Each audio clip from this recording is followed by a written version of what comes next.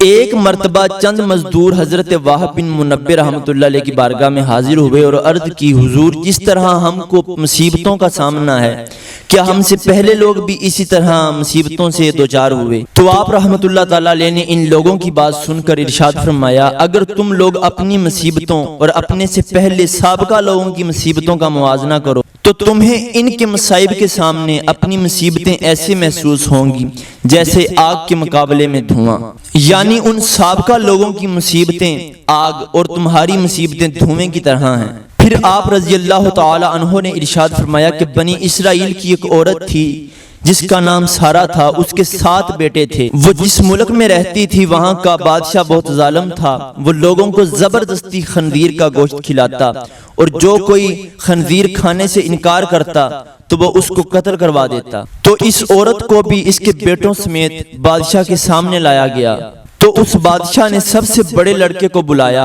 اور کہا کہ یہ خنزیر کا گوشت کھاؤ۔ اس مرد مجاہد نے جواب دیا کہ میں اللہ کی حرام کردہ چیز کو ہرگز نہیں کھاؤں گا۔ بادشاہ نے جب یہ سنا تو اس نے کہا کہ اس کو سخت سزا دی جائے۔ جلاد آگے بڑھا اور اس کے ہر عضو کو کاٹ ڈالا اور اس کو شہید کر دیا۔ پھر بادشاہ نے اس سے چھوٹے لڑکے کو بلایا اور اس کے سامنے خنزیر کا گوشت رکھتے ہوئے کہا کہ اس کو کھاؤ۔ اس نے بھی جرأت ایمانی کا مظاہرہ کرتے ہوئے کہا کہ میں اللہ تبارک و تعالیٰ کی حرام کی گئی چیزوں کو کبھی نہیں کھاؤں گا۔ یہ سن کر ظالم بادشاہ آگ بگولا ہو گیا اور اس نے حکم دیا کہ ایک تانبے کی دیگ میں تیل ڈال کر اسے آگ پہ رکھ دو۔ تو جب تیل گرم ہو گیا تو اس نوجوان مجاہد کو تیل میں ڈال دیا گیا۔ اس طرح اس نے بھی جام شہادت نوش کر لیا۔ تو اس نے بادشاہ سے کہا کہ تو ذلیل ہے، تو کمزور ہے، تو اللہ تبارک و تعالیٰ کے مقابلے میں کچھ بھی نہیں ہے، تو مجھے اللہ تبارک و تعالیٰ کے حکم کے خلاف کسی بات پر بھی آمادہ نہیں کر سکتا۔ جو تیرے جی میں آئے وہ کر لے، مگر میں اللہ تبارک و تعالیٰ کی حرام کردہ اشیاء کبھی بھی نہیں کھاؤں گا۔ بادشاہ یہ سن کر ہنسنے لگا اور لوگوں سے کہنے لگا، کیا تم جانتے ہو کہ اس نے مجھے گالی کیوں دی ہے؟ تو بادشاہ کہنے لگا کہ اس نے یہ سوچ کر مجھے گالی دی ہے کہ اس کی گالی سن کے میں طیش میں آ جاؤں گا اور فوراً اسے قتل کرنے کا حکم دے دوں گا، اور اس طرح یہ آسانی سے موت کے گھاٹ اتر جائے گا، لیکن میں ہرگز ایسا نہیں کروں گا۔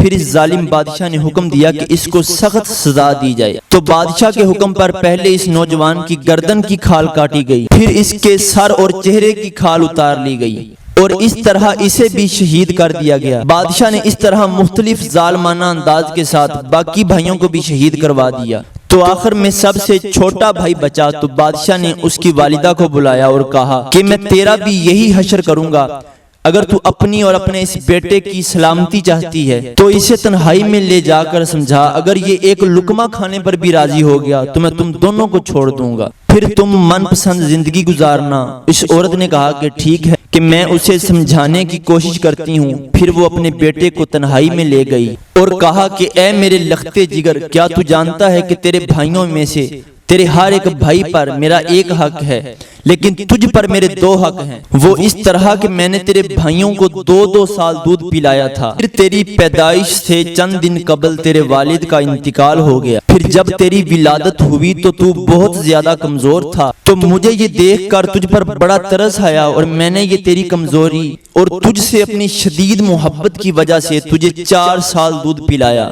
تو وہ ماں اپنے بچے سے کہنے لگی کہ میں تجھے اللہ عز و جل اور وہ احسان جو میں نے تجھ پر کیا اس کا واسطہ دے کر تجھے کہتی ہوں کہ تو ہرگز اس چیز کو نہ کھانا کہ جس کو اللہ رب العزت نے حرام قرار دیا۔ میں تو ڈر رہا تھا کہ شاید آپ مجھے خنزیر کا گوشت کھانے پر ابھاریں گی، لیکن اللہ کا شکر ہے کہ اس نے مجھے تم جیسی عظیم ماں عطا فرمائی۔ پھر وہ عورت اپنے بیٹے کو لے کر بادشاہ کے پاس آئی اور کہا کہ یہ لو، اب یہ وہی کرے گا جو میں نے اس سے کہا ہے۔ تو بادشاہ بڑا خوش ہوا اور اس کی طرف خنزیر کا گوشت بڑھاتے ہوئے کہا کہ یہ لو، اس میں سے کچھ کھا لو۔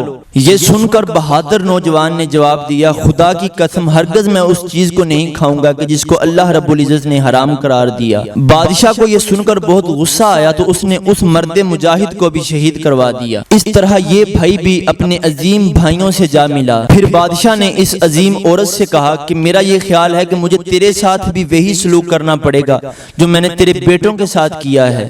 اے بڑھیا، تیری ہلاکت ہو، تو صرف ایک لقمہ ہی کھا لے تو میں تجھے منہ مانگا انعام دوں گا، اور جو تو کہے گی میں وہی کروں گا، اور تو صرف ایک لقمہ کھا لے، پھر عیش و عشرت کی زندگی گزارنا۔ یہ سن کر اس عظیم ماں نے جواب دیا، اے ظالم، تو نے میرے سامنے میرے بچوں کو مار ڈالا اور اب تو یہ چاہتا ہے کہ میں اپنے رب کی نافرمانی کروں۔ اپنے بچوں کی موت کے بعد مجھے زندگی سے کوئی سروکار نہیں۔ خدا کی قسم تو جو کچھ کر سکتا ہے کر لے، میں کبھی اللہ عز و جل کی حرام کردہ شے نہیں کھاؤں گی۔ یہ سن کر ظالم بادشاہ نے اس ماں کو بھی شہید کروا دیا۔ اس طرح اس عظیم ماں کی روح بھی اپنے عظیم بیٹوں سے جا ملی۔ تو ناظرین، ان سب نے ایک ایک کر کے اپنی جانیں تو دے دیں، لیکن اللہ رب العزت کے حکم کی خلاف ورزی نہ کی۔ تو اللہ تبارک و تعالیٰ اس عظیم ماں کے عظیم بیٹوں کا صدقہ ہم کو بھی اسلام کے ساتھ، دین کے ساتھ اخلاص عطا فرمائے۔ وما توفیقی الا باللہ۔